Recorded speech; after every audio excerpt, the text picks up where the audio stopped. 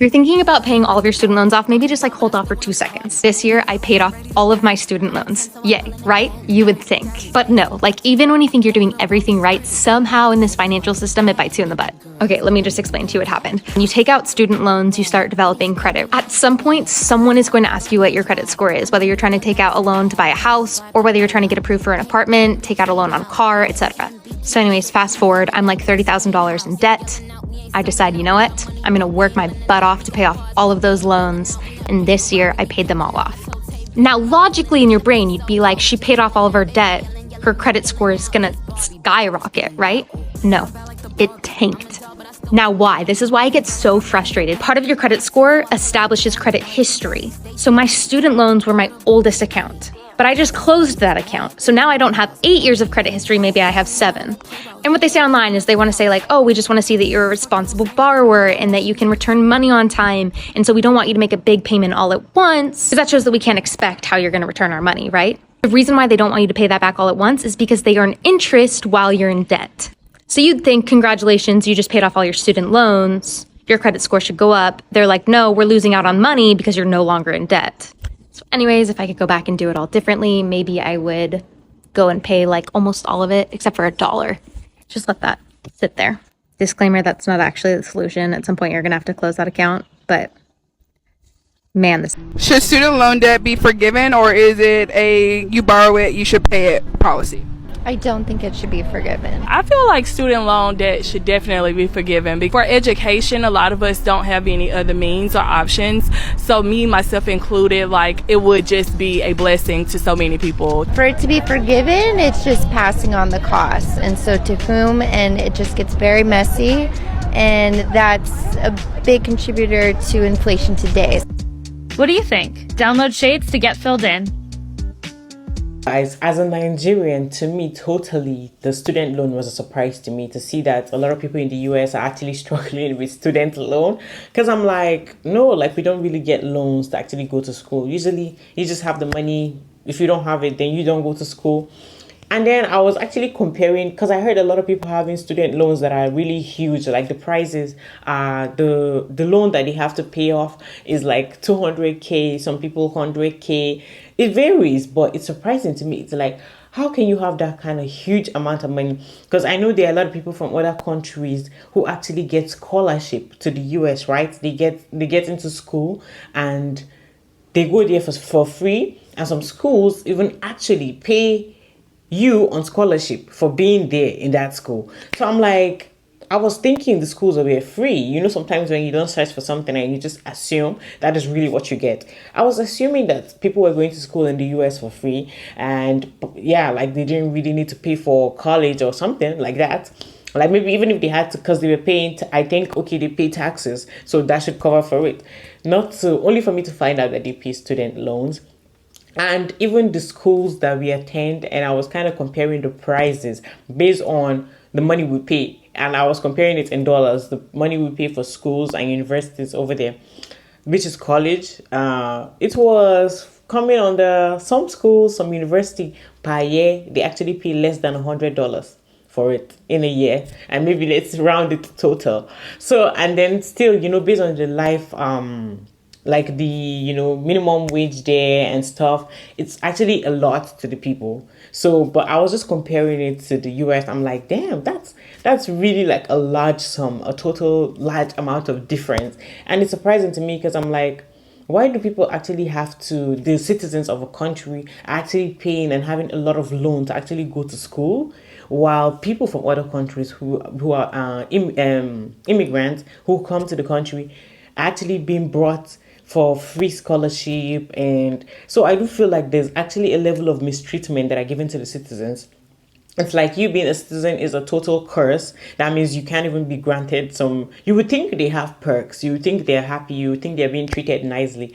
But the immigrants are the ones who are treated more better than the citizens, which is, it's kind of sad when I see it, because see the huge amount of money that people really have to pay for loans for the schools that they attend. And on top of that, they pay taxes. which is amazing. But you guys, I just don't want to rant too much. Let's watch all these videos of people ranting and talking about their student loans.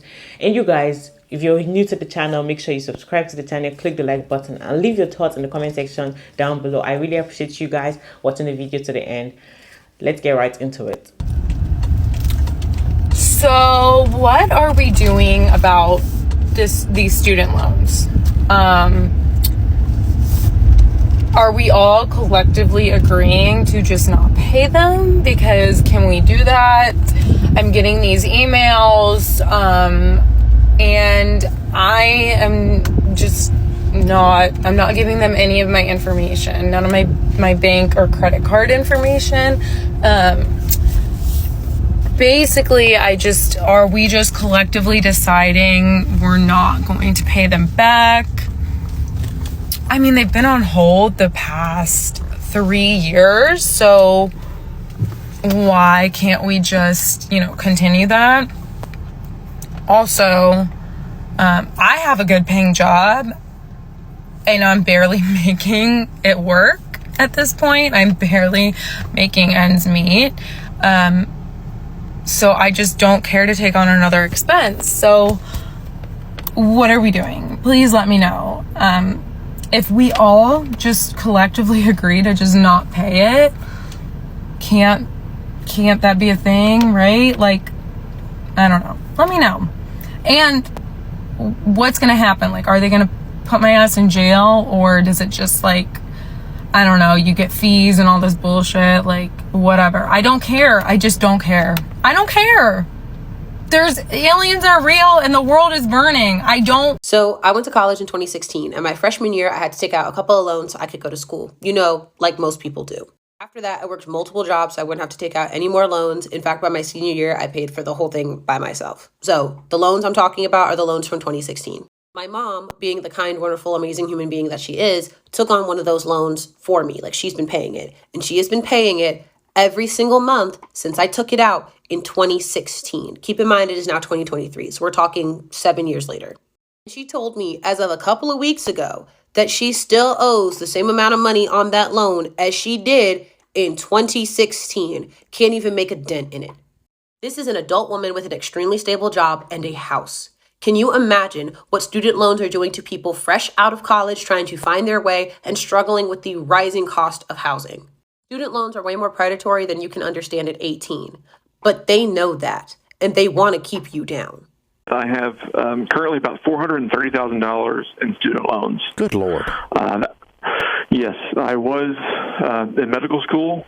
I had failed 2 sets of boards after 3 years, and then was recently dismissed. And so about 80 of that, 80,000 is from undergrad, and then other courses later on to get into medical school, and the remainder is from medical school. But right now I have the debt, but no degree that I was planning to use to actually be able to pay that back. So at this point, I don't really know what my options are to try to dig out of this. You're right. That's a mess. I'm so sorry. That's scary. It is. Yeah. How did you get that far into it and then not be able to pass the boards? I did fairly well during the first 2 years, but it was just, I think, being able to, I guess it was one thing to take an exam every few weeks or every month, but being able to retain that and then to recall it to the level of detail that I needed for the exams, I just couldn't put it all together at the end. Is there any way you can re-engage and still have a shot at finishing? Not without having to reapply and then go through the process all over again. And also have to take out more loans. Mm-hmm. So what are your when did you flunk the last one? That was this past spring, and so I was let go this summer. Okay. So what since then? What has been your plan? Well, I've basically just been getting by. I was able to find a job, first of all, as a substitute teacher, and I was hired as a high school biology teacher. But my loans are on deferment right now, and I have some forbearance to go. But at this point, I'm not sure any of the other career options. I've thought about, physician assistant, other programs like that, but it requires going into more debt for me because I'm not in a position where I could work and then pay as I go. Plus pay off the current, the loans I've got now too. Yeah. So what would it take to be a PA from where you are? I would have to take about another year of classes. I would have to take some other entrance classes, and then 2.5 years for the program itself. Wow.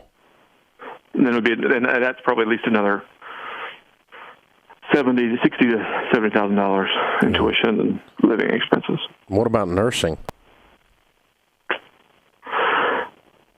It's my undergraduate degree was in biology, and then I did pre-med. And so none of the med school work you've done applies to anything else. No, none of it. I have the debt, but none of the courses, none of it actually, I can transfer to anything. Wow.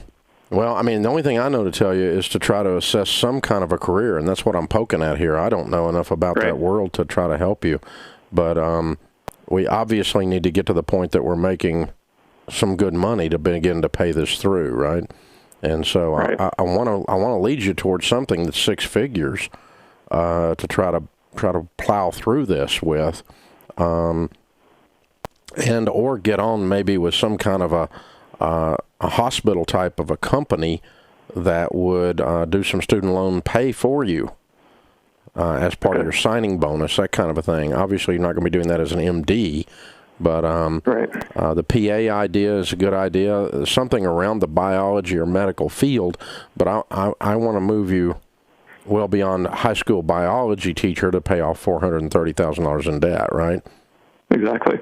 And the other issue, I mean, right now, I'm 34 years old, and so I have all this debt and I have an emergency fund, but no retirement savings, nothing at all. So I don't know. Well, I'm not worried about that until we address your income. Okay. We got to address your career track, which gets you to your income, which solves the debt problem and then solves the retirement problem. I'm not in a panic about that today. I mean, if you were 66, I might be, but you're not. You got time to work through that. You've just got to reset here and land on your feet from a career standpoint and find something that you can use this biology and medical aptitude that you have, short of MD, to try to get some income coming in. James, that's all I know to tell you, man. I'm sorry you're facing the whole student loan forgiveness situation. Are we going to talk about how it really just only benefits boomers once again? When you think about it, the whole adjustment that was made to the IDR plan only affects people that have been paying loans for 10 to 20 years plus, right? Who are the only people that have been paying their student loans for 20 years plus? Let me stop you. It's boomers. This entire fight, ideological fight, I don't know what you want to call it, about student loans was started and fueled by the millennial generation, my generation. People that were spoon-fed the American dream and were lied to after they graduated, or if they didn't graduate, because I didn't graduate. My education when I went to school was substandard. The shit I can learn online. Like, I went to school for a standard and I was not given that standard. Not to mention that even after you graduate, people in my generation or younger have a hard time finding a job in their field. So you're telling me, right? Boomers who have inherited a better economy, who have been paying their student loans for 20 plus years, get another free pass.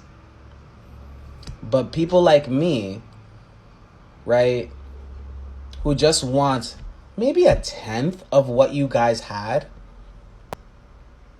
oh, we're just gonna have to pay it back? Bitch, no. Alright guys, thank you all for watching this video. I really appreciate you guys, and like I said before you leave, in case you've forgotten to do that, make sure you click the like button, subscribe to the channel, and click the notification bell. Get it turned on so that anytime I post a new video, you will get notified and watch my video. As I'll see you guys, first you need to leave your thoughts in the comment section down below. Tell me what you think about this video. I appreciate you guys, and as I'll see you guys on the next video. Bye.